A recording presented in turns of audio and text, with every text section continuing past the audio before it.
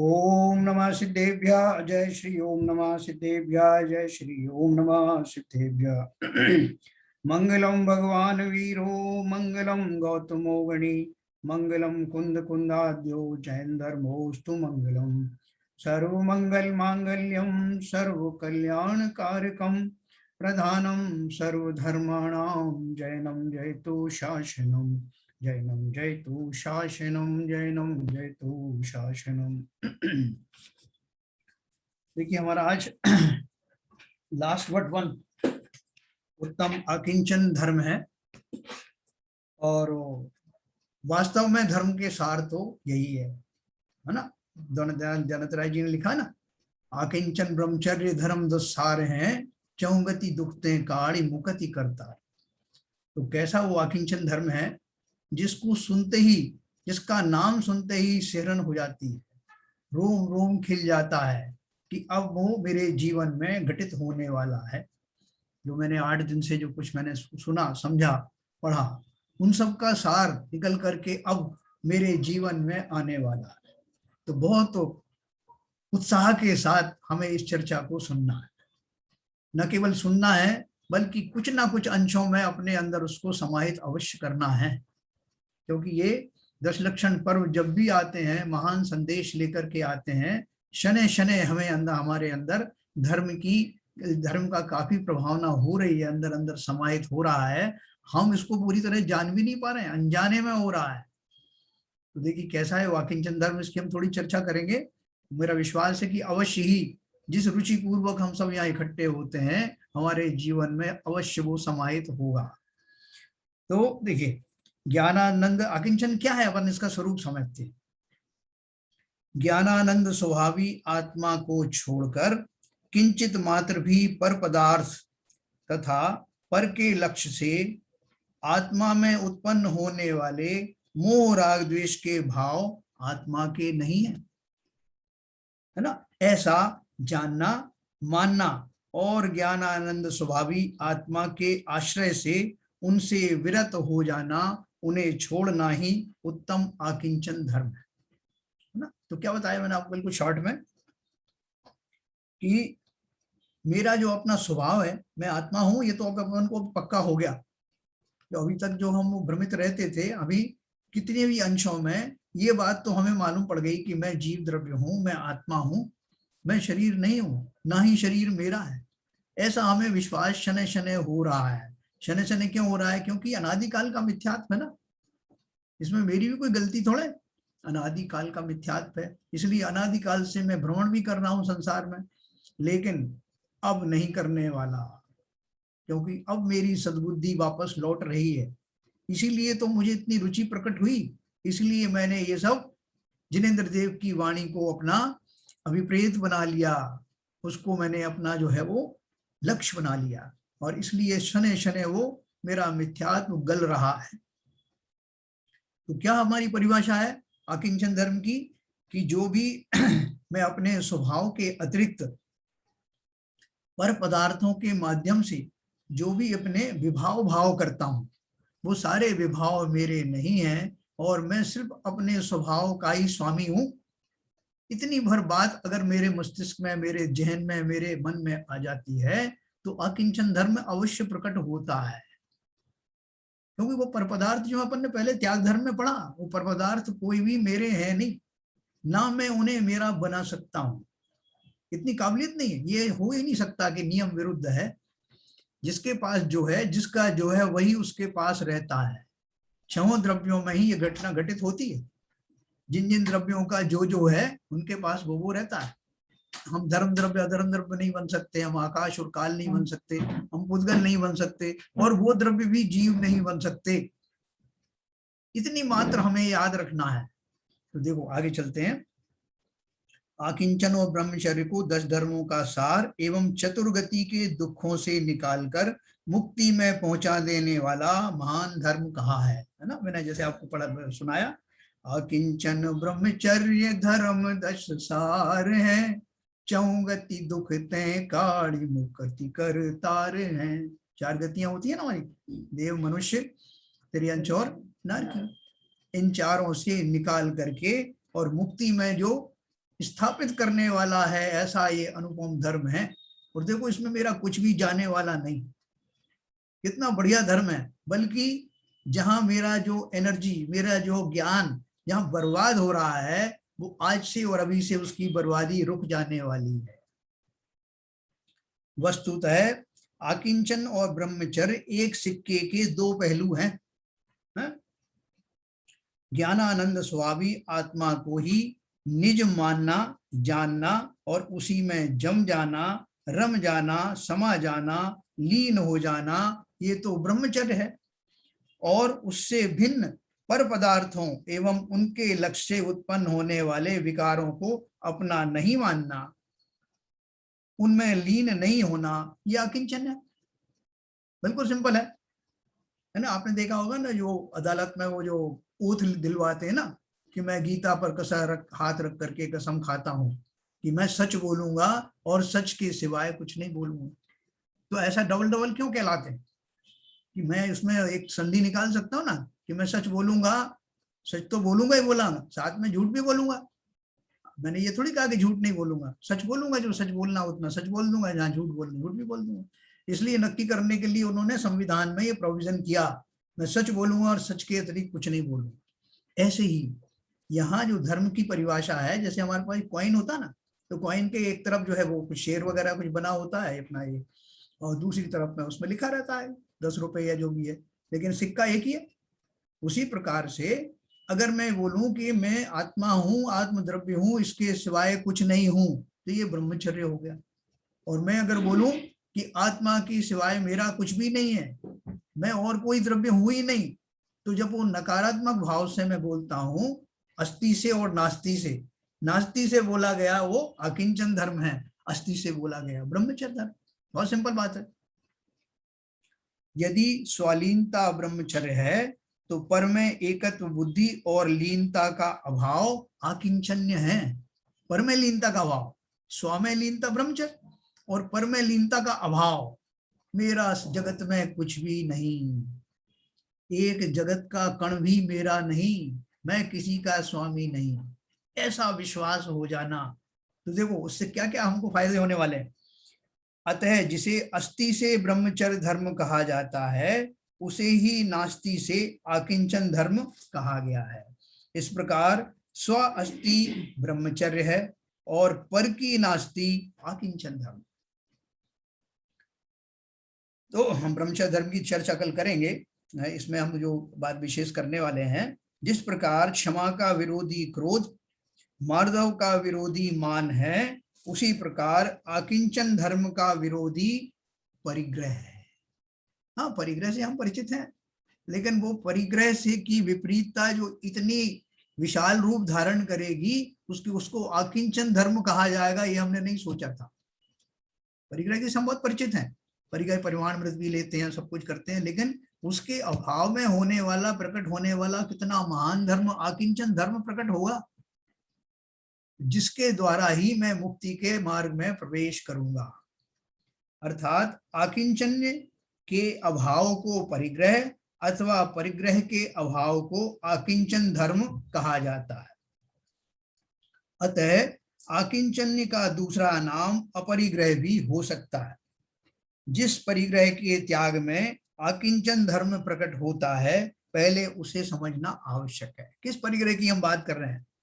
परिग्रह दो प्रकार का होता है, अभ्यंतर और बाह्य। अभ्यंतर माने आंतरिक और बाह्य माने बाहर का। आत्मा में उत्पन्न होने वाले मोह राग द्वेषादि भाव रूप आभ्यंतर परिग्रह को निश्चय परिग्रह और बाह्य परिग्रह को व्यवहार परिग्रह भी कहा जाता है।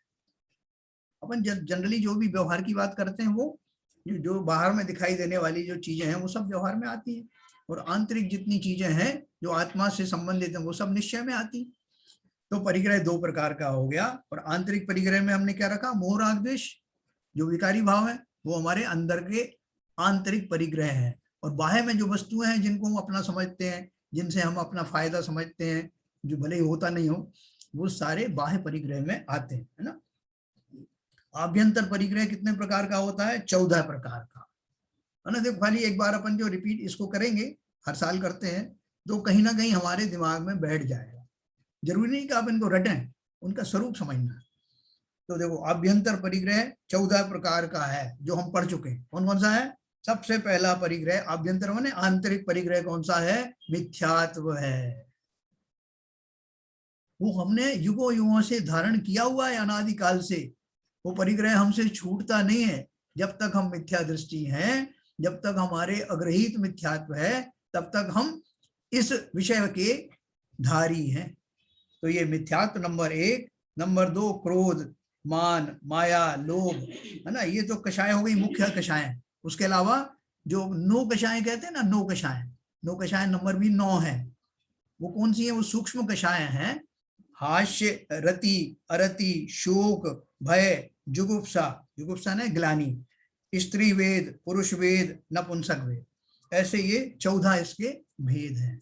ये 14 क्या है? ये वस्तुएं नहीं है, ये हमारे भाव है, खोटे भाव है, विभाव भाव है, जो इन इन जातियों के होते हैं। ऐसे 14 प्रकार के, मैं एक बार फिर रिपीट करूंगा। मिथ्यात्व, क्रोध, मान, माया, लोभ, हास्य, रति, अरति, शोक, भय, जुगुप्सा, स्त्री वेद, पुरुष वेद, नपुंसक वेद, है ना। तो ये सारे मिला करके 14 भेद होते हैं। ये आंतरिक परिग्रह है। और बाह्य परिग्रह क्या होता है? बाहर की कौन कौन सी वस्तुएं हो सकती हैं जिनको एक कैटेगराइज किया है, वो भी 10 प्रकार के होते हैं बाह्य परिग्रह। क्षेत्र, क्षेत्र में मतलब खेत है, प्लॉट है, ये सब क्षेत्र में आते हैं। दूसरा वास्तुवान, वास्तुवान है निर्मित भवन, मतलब एक तो प्लॉट हो गया, एक आपका फ्लैट हो गया, हाउस हो गया। तीसरा है धन, धन में क्या आता है? रुपए पैसा नहीं आता, धन में आता है चांदी, सोना, जवाहरात, लेकिन अब उसमें मुद्रा भी मिला दी गई। फिर धान्य, चौथे नंबर पे है धान्य, धान्य माने अन्न आदि जो खाने पीने की वस्तु है। पांचवा द्विपद, द्विपद माने मनुष्य और पक्षी, जिनको हम अपने काम में लेते हैं, उनको अपना सेवक बनाते हैं, वो सब। छठवां है चतुष्पद पशु, यानी चौपाए जो होते हैं, गाय, बैल, भैंस, घोड़े आदि, ये सब जो है। सातवां है यान, यानी सवारी, या जैसे हमारी जो व्हीकल्स वगैरह है। आठवां है शय्यासन, जिसपे हम सोते हैं। नमा है कुप्य, और 10वां है भांड, ये बर्तन आदि जो बाहर के जो आवरण है, वस्त्र और जो बर्तन आदि हैं, वो सब। ऐसे कुल मिला के 10 बाह्य परिग्रह इन कैटेगरीज में सब समाहित हो जाते। इस प्रकार परिग्रह कुल 14 + 10 24 प्रकार के माने गए।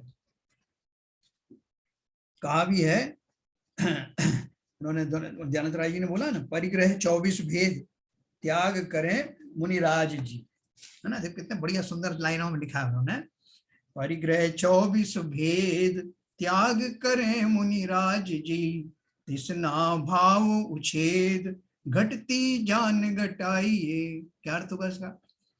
कि परिग्रह की 24 भेद है जो अपन ने पढ़े, इनका मुनिराज को सर्वथा त्याग होता है। हमको तो किसी का भी त्याग नहीं है, 24 के 24 ही हैं।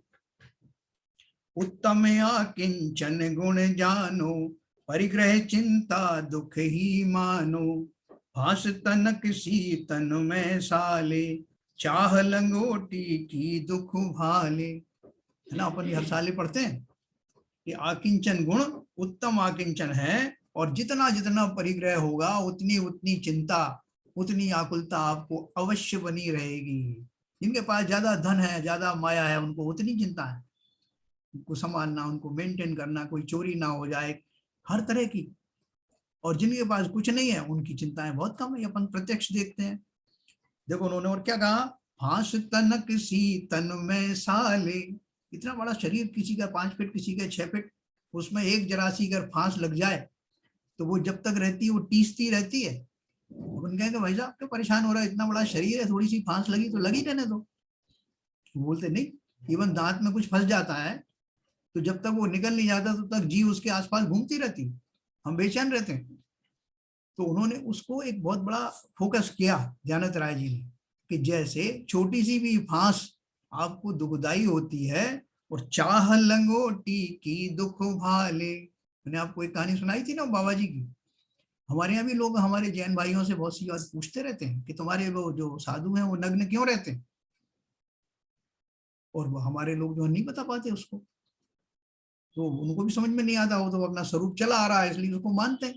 जो उसको उनको नहीं मानते उनको गालियां देते रहे, हमारा तो ऐसी स्वरूप है, लेकिन क्यों है उसका कारण हम समझे ना। वो एक कहानी सुनाते हैं ना, कोई एक बाबा थे, एक अपनी झोपड़ी में रहते थे, नग्न रहते थे, भले ही जैन नहीं थे, लेकिन वो मस्त रहते थे अपने।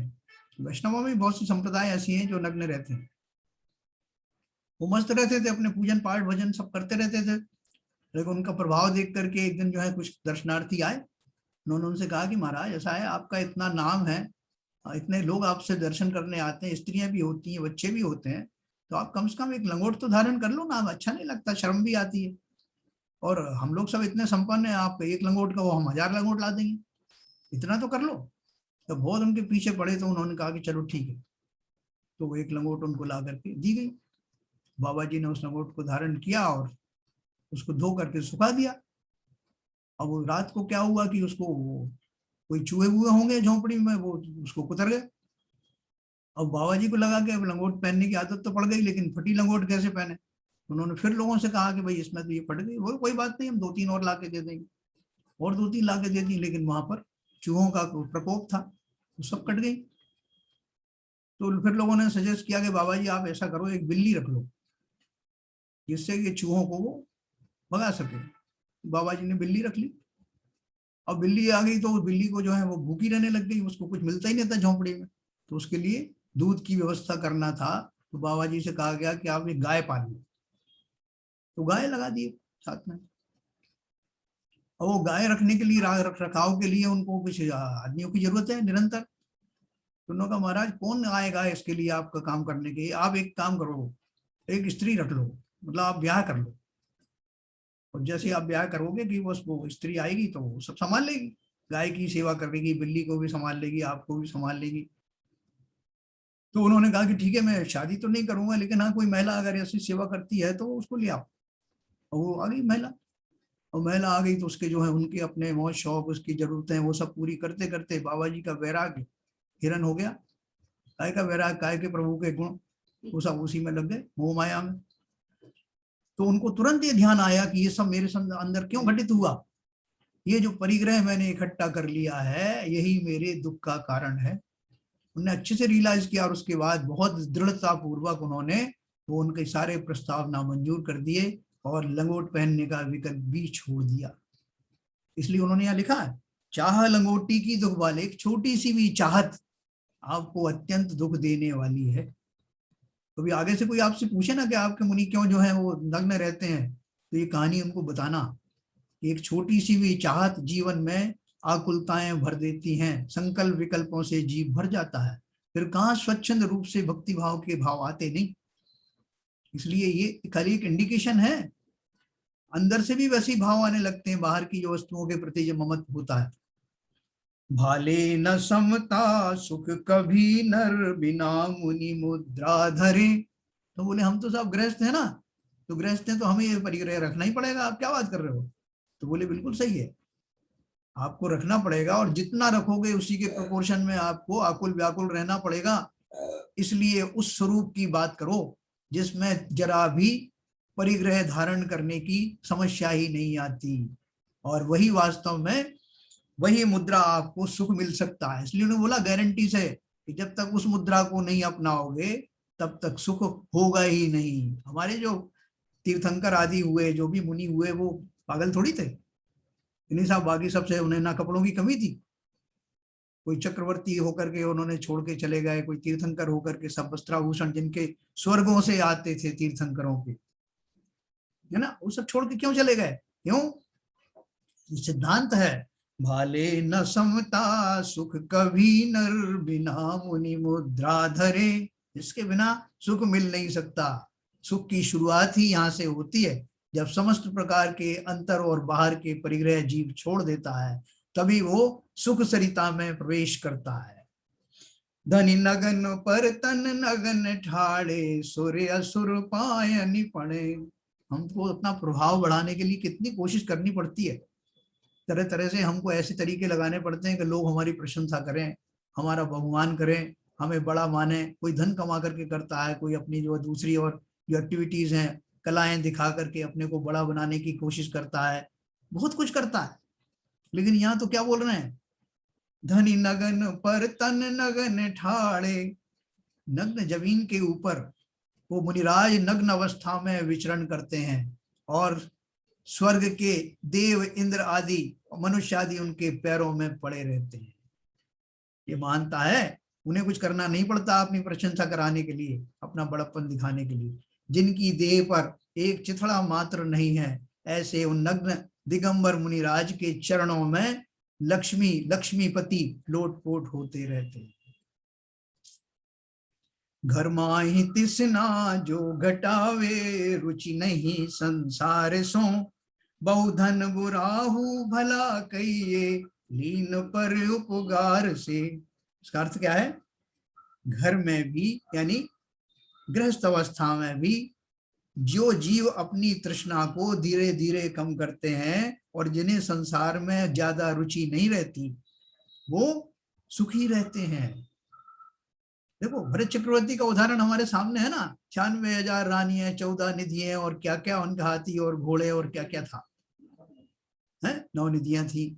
और सब कुछ होने के बाद भी जिनकी रुचि नहीं संसार में थी, वो वहां भी वैरागी बन करके रहे। ये इनको ज्वलंत उदाहरण है हमारे पास। क्यों क्यों रहे? क्योंकि हर जीव अपना कोई ना कोई लाभ सोचता ना, तो इसमें उसमें उनको लाभ क्या था?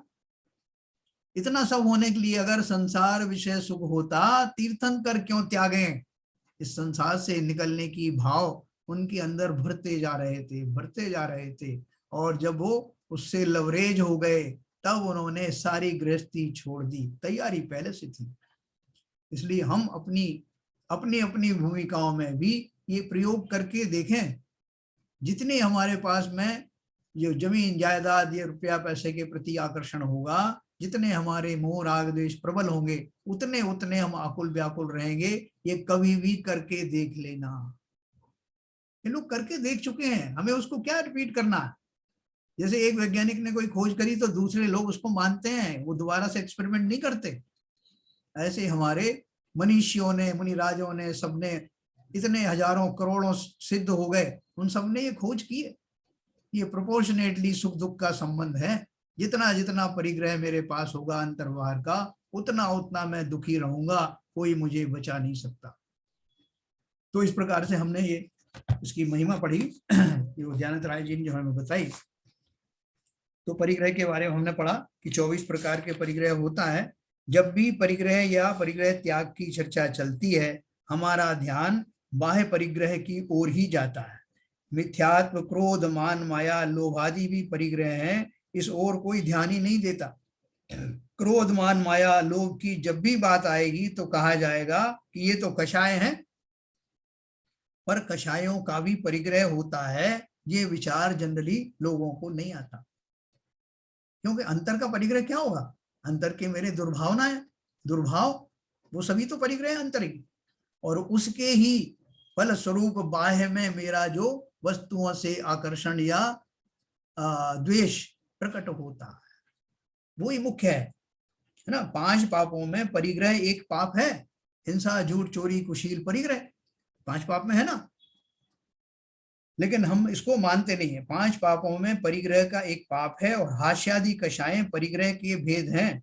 पर जब हम हंसते हैं, शोक संतप्त होते हैं, तो हम ये नहीं समझते कि हम कोई पाप कर रहे हैं, है ना। इसके कारण, लेकिन ये क्या है कि ये गृहस्थ अवस्था में हम इसको एक्सेप्ट करते हैं।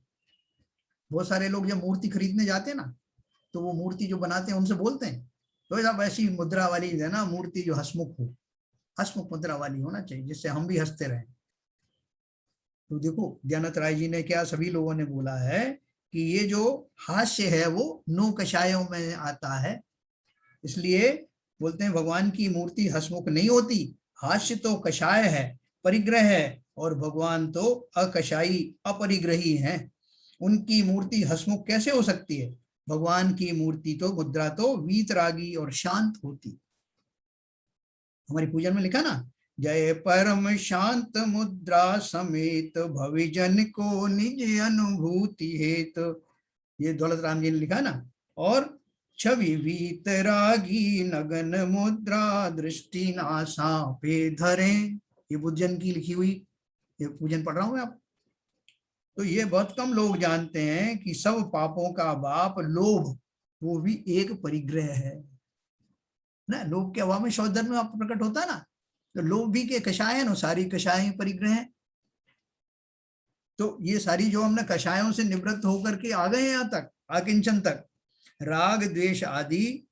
और देखो हिंसा का शुरुआत कहां से होती, मैंने आपको बहुत बार बताया, मोह राग द्वेष भावों की उत्पत्ति का नाम ही हिंसा है ना। कहा भी है राग द्वेष मोह आदि विकारी भावों की उत्पत्ति ही हिंसा है, और उन भावों का उत्पन्न नहीं होना ही अहिंसा है।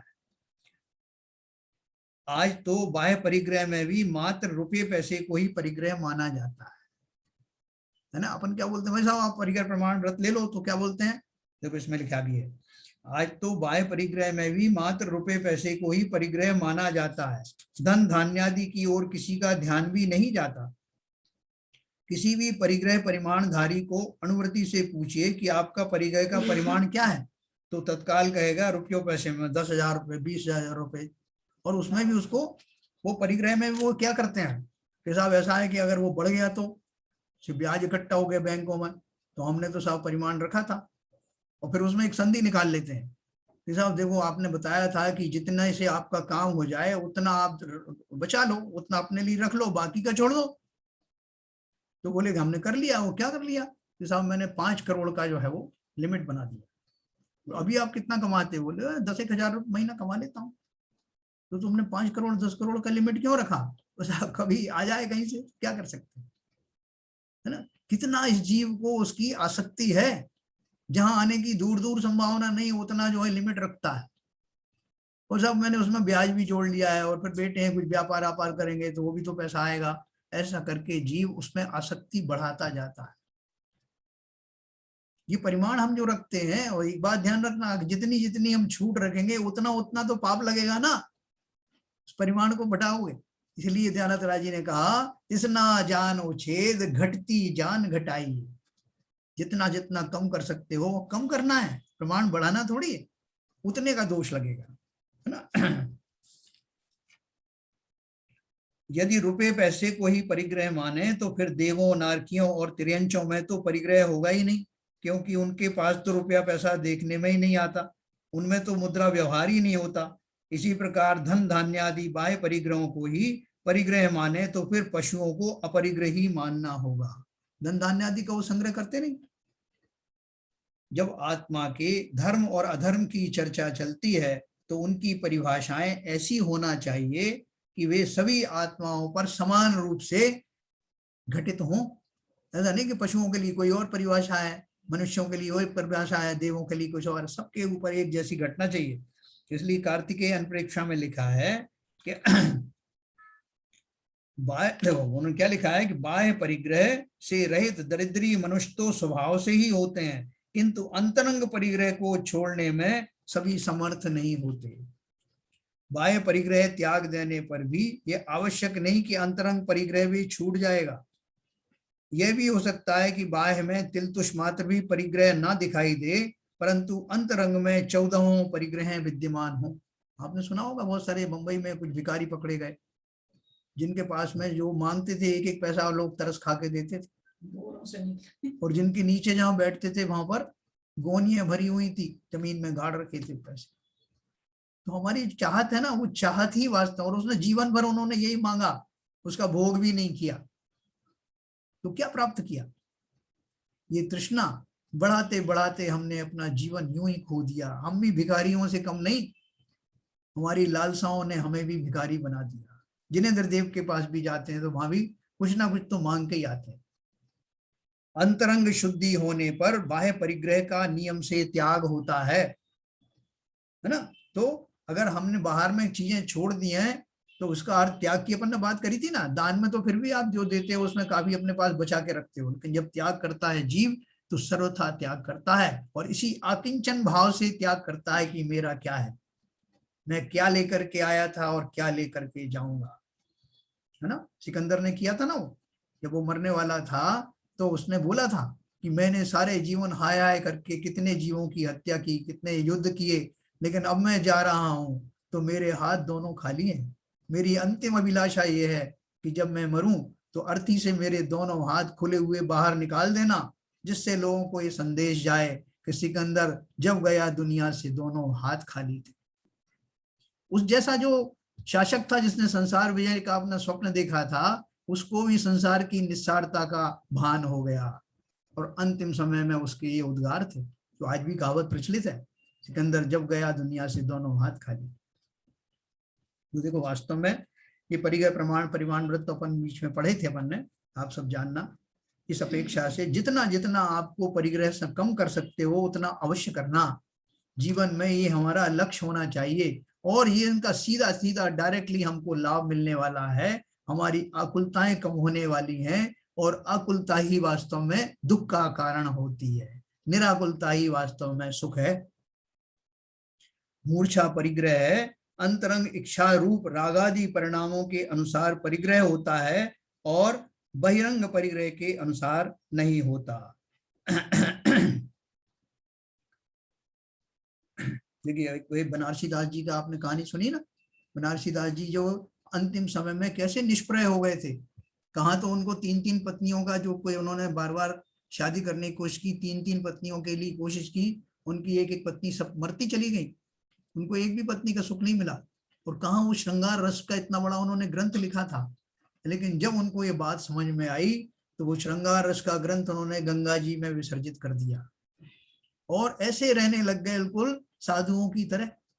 आपने सुना होगा ना, उनके घर में चोर घुसा तो उनके यहाँ जो कुछ भी सामान था, जो कुछ बचा खुचा था, उस सामान को उठाकर उस चोर ने एक गठरी बांधी, वहीं का चद्दर पड़ी थी उसमें बांधी, और बनारसी दास जी जाग रहे थे, वो देख रहे थे उसको सब करता हुआ, लेकिन उन्होंने उसे रोका नहीं। उसके बाद में जब उसको जाने लगा तो उन्होंने कहा भैया रुको, ये गठरी मैं आपके कंधे पे रखवा देता हूँ, भारी हो गई ना।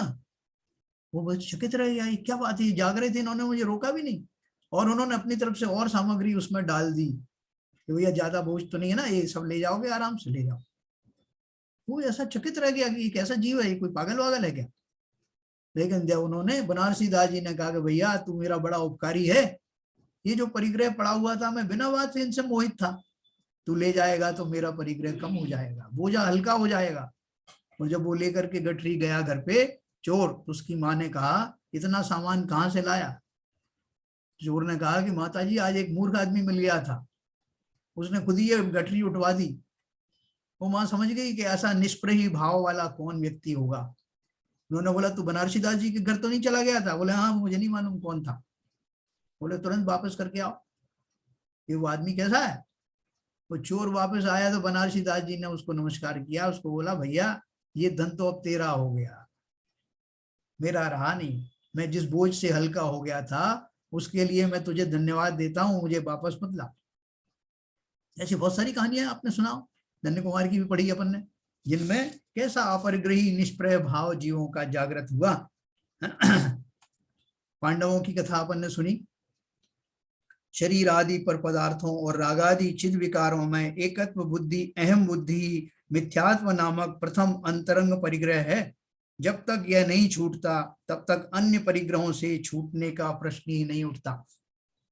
पांडवों को वैराग्य हुआ था ना, कैसे हुआ वैराग्य, जब देखा उन्होंने कि वो श्री कृष्ण भी चल बसे, द्वारिका नगरी जलकर राख हो गई, और कोई भी उनके सगे संबंधी बचे नहीं ना। कृष्ण जी की जो मृत्यु हुई आपको मालूम होगा, जंगल में उन्हें पानी भी नसीब नहीं हुआ जैसे उनकी मृत्यु हुई थी, जरद कुमार के हाथ उनका जो है मृत्यु हुई। तो उन पांडवों को ये देख करके कि संसार में जिन्हें हमने अपना कहा, कहाँ कहाँ हमने अपनी द्वारिका नगरी बसाई, पांडवों ने उसकी नकली जो है रेप्लिका भी बनाई थी द्वारिका की, लेकिन उनका मन नहीं लगा। उन्होंने इस बात का चिंतन किया कि वो सारे सगे संबंधी एक मात्र जो कुछ बचे थे वो भी सब समाप्त हो गए। उन्होंने इस पर बहुत विचार किया, खास तौर से वो उनके जो 3 पांडव थे, 3 बड़े भाई जो थे, युधिष्ठिर, अर्जुन और वो भीम, उन तीनों ने इसको संसार की निस्सारता को भली प्रकार समझा। क्योंकि संसार में क्या रखा है, हम किस राज्य के पीछे मारे मारे पड़ रहे थे, कहीं खंडाप्रस्थ चाहिए, कहीं इंद्रप्रस्थ चाहिए, कहीं 5 गांव चाहिए, किस लिए चाहिए भाई, संसार में क्या रखा है। जब ये नारायण जैसे, श्री कृष्ण जैसे लोग नहीं रहे, बलभद्र आदि भी सब चले गए दीक्षा लेकर के, तो हम क्यों पड़े हुए हैं यहाँ। और समस्त वैभव की, समस्त परिग्रह की निस्सारता जान करके उन्होंने विधि पूर्वक दीक्षा ग्रहण की। और दीक्षा ग्रहण में भी उन 3 भाइयों को विशेष रूप से 5 भाइयों के ऊपर उपसर्ग किया। दुर्योधन का जो भांजा था उसने बोला कि इन्होंने ही मैं हमारे को ये सब किया है। तो ऐसी अवस्था में जब वो किसी तरह का कोई प्रतिशोध लेने की स्थिति में नहीं थे, तब उसने उनको गर्म कुंडल, आग में गर्म करके तपते हुए कुंडल उनके कानों में पहनाए, लोहे, है ना, और कान जल रहे हैं, उनके शरीर जल रहा है, लेकिन उन्होंने वो समता रूपी पाठ जो पढ़ करके आए थे, जिनके वशीभूत होकर सारा परिग्रह छोड़ दिया था, इंक्लूडिंग सबसे बड़ा परिग्रह शरीर। आप बोलेंगे शरीर को कैसे छोड़ दिया? शरीर तो साथ लगा है ना, लगा तो है। ऐसे तो बहुत सारी वस्तुएं, हमारे मकान भी खड़े हुए हैं, हमारा जो धन आज भी खड़ा हुआ है, हमने उसको क्या छोड़ा? उससे अपनी अपनेपन की मान्यता छोड़ दी। ऐसे ही उन पांडवों ने उस शरीर से अपनी आसक्ति छोड़ दी, भली प्रकार भेद विज्ञान करके, और पूर्ण वीतराग रूप से उन्होंने दीक्षा धारण की। और अपन सब जानते हैं, इतिहास साक्षी है कि वो तीनों के तीनों मोक्ष को प्राप्त हुए उसी पर्याय से, पालिताना से, शत्रुंजय पर्वत से। आज भी अपन जाते हैं दर्शन करने। और 2 जो भाई थे उनके अंदर मोह आ गया कि हमने तो फिर भी सहन कर लिया, हमारे बड़े भाई कैसे सहन कर रहे होंगे। नकुल सहदेव मात्र इतनी सी अपेक्षा के कारण, इतने मोह के कारण वो स्वर्ग में ही जा करके रह गए, है प्रसिद्ध घटना है। तो पुण्य के उदय में अनुकूल पर पदार्थों का बिना मिलाए भी सहज संयोग होता है। इसी प्रकार पाप के उदय में प्रतिकूल पर पदार्थों का संयोग होता रहता है। जो हमको मिलते हैं ना संयोग वियोग, हमको लगता है किसी ने दिलाया, भाई साहब आपके प्रताप से आपने मुझे ये दिला दिया, या आपने मेरे ये छीन लिया। संसार में कोई किसी को न से ना कुछ छीनता है, ना किसी को दिलवाता है। ये सब पुण्य पाप का खेल चलता रहता है। इसको जैसे ही हम समझेंगे तो हम उस समता में उस सेठ की तरह रहेंगे जिसके जहाज में एक नुकसान हुआ 1 करोड़ रुपए का, उसका माल डूब गया। फिर नौकर ने आके सूचना दी कि मालिक 1 करोड़ रुपए का जो नुकसान हो गया आज। जहाज पे सेठ मौजूद था, पानी के जहाज पर। उसने कहा देखो अपना काम कर, हो गया जो हो गया। फिर थोड़ी देर बाद वो फिर लौट के आया, उसने कहा महाराज मुबारक हो आपको, स्वामी सेठ जी मुबारक हो। क्या हो गया? बोले 2 करोड़ का लाभ हुआ। बोले काम करो अपना, बता दिया ना आपने, चलो थैंक यू। उसको बड़ा ताज्जुब हुआ नौकर को कि ये सेठ कैसा है, पहले भी मैंने वो दिया तो ना दुखी हुआ और ना अब जो है खुश हो रहा। देखो वास्तव में क्या है, संसार में जो जितने लोग जो हैं ज्ञानी हैं वो कैसे रहते हैं, सेठ और मुनीम की तरह रहते हैं। जैसे आपने देखा ना दुकान के ऊपर एक मुनीम बैठा रहता है, पहले मुनीम कहलाता था, अभी जो भी है। और वो क्या करता है कि सेठ की तरफ से वो सामान बेचता है और बिल्कुल तन्मय होकर बेचता है, लोगों को लगता ही नहीं कि ये मुनीम है। साहब मैं तो नहीं दे सकता, मेरा तो इतने में घाटा हो जाएगा, और आपने मेरा ये करवा दिया, और भाई साहब ये ले जाओ और वो ले जाओ, करता है। फायदा होता है तो हर्षित होता दिखाई देता है, नुकसान होता है तो दुखी होता हुआ दिखाई देता है पूरी तरह से। लेकिन अंदर ही अंदर वो ये जानता है कि मैं तो मुनीम हूं, सेठ तो कोई और है, हानि लाभ उसका है, मुझे तो तनख्वाह मिलती है। ऐसा इस संसार में हम सब ने जो जो जिम्मेवारियां हमें मिली हैं, जो जो हमारा पोजीशन है, रोल है परिवार में, समाज में, वो सब मुनीम की तरह ही मानना। हमें रहना नहीं, यहाँ किसे रहना, हम तो, हमारी तो परंपरा है, हम उन वंश के वंशज हैं जहां इस तरह की परंपरा के लोग हुए कि समय आते ही उन्होंने इस संसार से निकलने की युक्ति सोच ली। ये युक्ति हमें सहज में ही प्राप्त है। हमारा जो दर्शन है महान दर्शन है, जो हमको बिल्कुल टू दी पॉइंट सिखाती है। देखिए, देह को अपना मानना छोड़ने से, ममत्व छोड़ने से, उससे राग छूटने पर भी देह तत्काल छूट नहीं जाती। देह का परिग्रह छूट जाता है, देह तो समय पर अपने आप छूटती है, पर देह में एकत्व और रागादि त्यागी को फिर दोबारा देह धारण नहीं करनी पड़ती। जिन्होंने देह का ममत्व छोड़ दिया और ऐसा छोड़ा कि वो जीवन, वो जन्म उनका अंतिम जन्म बन गया, वो मरण उनका अंतिम मरण बन गया। वो कौन है?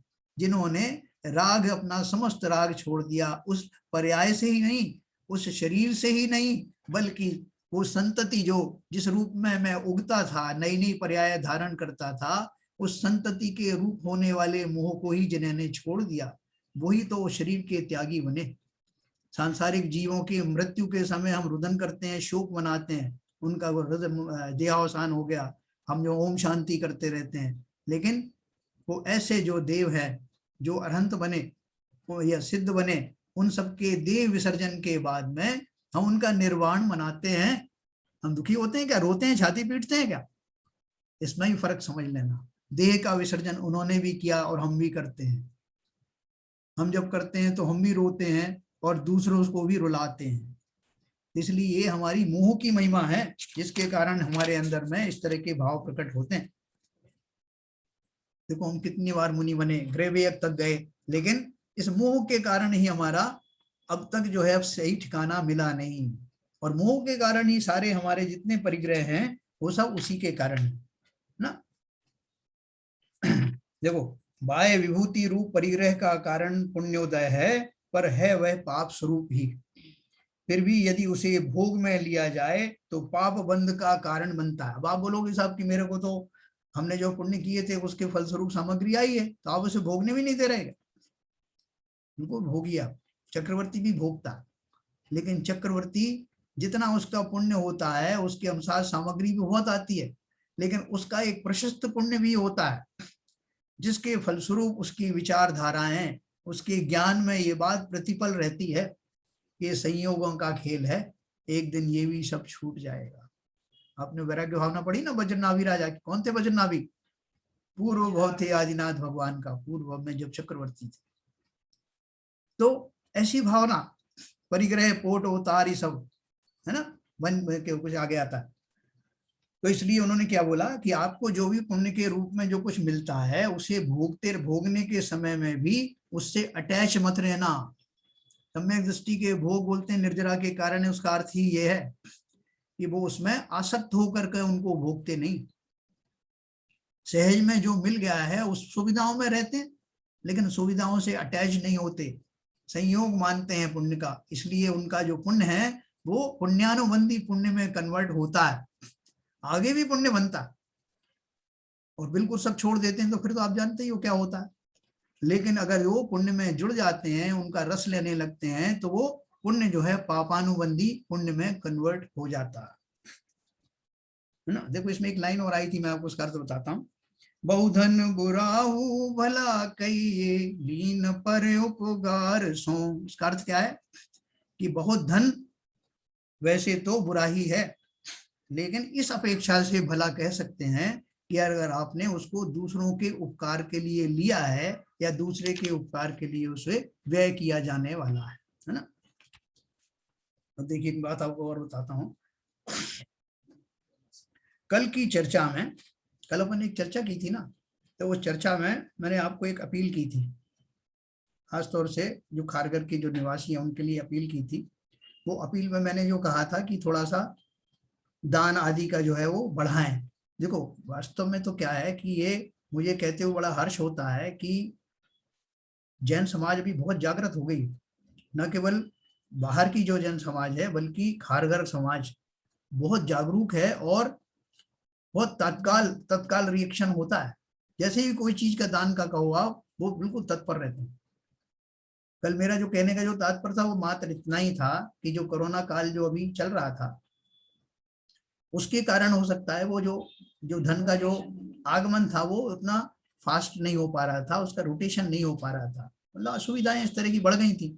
तो उसको कंपनसेट करने के लिए, क्योंकि क्या है हमें मंदिर का निर्माण करना है, आप सब जानते हैं और आप सबको बहुत उमंग है इस बात की, तैयार बैठे हो कि जैसे ही मंदिर बनने का डिक्लेरेशन होगा आप हमारी इस चंचला लक्ष्मी का हम अवश्य उपयोग करेंगे, सभी के भाव हैं। तो तब तक क्या है कि अपन बोलते हैं ना बूंद बूंद से तालाब भरता है, तो उसकी अपेक्षा से अगर हम प्रतिदिन अपना थोड़ा दान जो छूट गया है इन कारणों से, अपरिहार्य कारणों से, उसकी निरंतरता बनाए रखें तो वो जो पूर्ति भी हो जाएगी और समय पर हमें उस समय इतनी ज्यादा जो है धन की एक साथ आवश्यकता नहीं पड़ेगी, निरंतरता से हम उसको देते रहेंगे। इसके लिए देखो एक बात और मैंने कही थी, वो जो दैनिक चर्चा चलती है उसमें किसी लोगों ने पूछा कि हमारा जो 6 जो हमारे आवश्यक हैं, छठ आवश्यक हैं जो गृहस्थ के, उसमें दान रोज कैसे दिया जाए, आप छठ आवश्यक बोल रहे हो ना। तो उसका एक सोल्यूशन अपन ने बताया था कि हमारे यहाँ एक योजना चलती है, गुल्लक योजना। गुल्लक योजना का एक ग्रुप भी है जिसमें बहुत सारे लोग मैसेज डालते हैं आजकल, गुल्लक प्लस सद्भावना करके, है ना। तो जो लोग जो हैं इस तरह का नियमित रूप से दान देना चाहते हैं, जैसे बच्चे लोग पहले गुल्लक में डालते थे ना, और इकट्ठा जो धन हो जाता था उसको डाल के देते थे, किसी को अपने काम में लेते थे। तो उसी तरह से हम अपने प्रतिदिन का ये नियम साधने के लिए कि मैं प्रतिदिन दान करूं, छोटी सी रकम जितनी आपको बने, गुल्लक भी सबको दी गई थी, 5 रुपए 10 रुपए, जो आपकी श्रद्धा हो, रोज उसमें डालें नियम से, क्योंकि मंदिर खुले नहीं तो मंदिर में आप लोग सब डालते ही। तो इस अपेक्षा से उसको रखें और यथा योग्य समय में उसको जो है मंदिर में जितना धन आए वो दे दें। तो आपका भी जो लाभ होगा उसमें, कि आपका जो दान देने का जो आपका नियम है छठ आवश्यक है वो पूर्ति होगी, और मंदिर को नियमित आय होगी, जिसके फलस्वरूप हम आगामी आने वाले कालों में आप सबके सद्भाव और लगन के कारण वो शिखरबंद मंदिर का निर्माण करने में सफल होंगे। तो आप सब लोग लगे रहे, मेरा जो कहने का अर्थ जो था कल जो वो इतना ही था, तो उसको आप अन्यथा ना लें। तो ये सब करते रहें, और आज का जो आकिंचन उत्तम आकिंचन धर्म है उससे सीख जरूर लेना। दान के रूप में भी वास्तव में हम क्या करते हैं, दान तभी संभव है जब हमारे लोभ कषाय में नियंत्रण आता है, उतनी कषाय कम होती है, त्याग धर्म प्रकट होता है, तब उसके फलस्वरूप दान जाता है।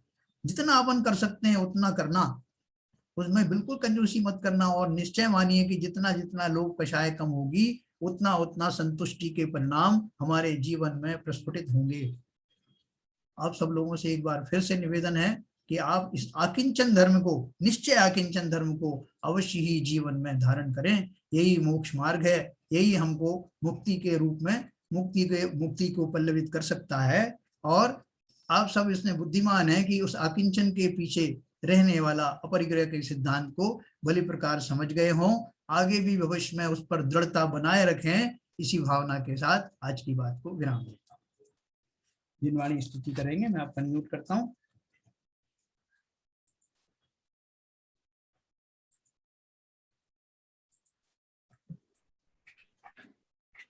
हाँ ललित जी।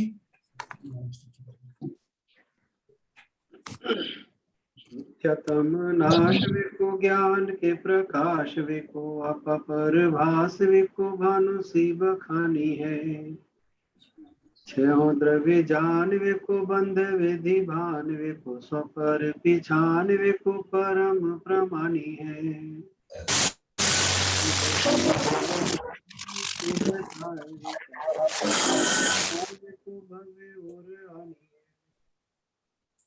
जहाँ तहाँ तार विको पार के उदार विस्तार विको यही जिनवाणी है।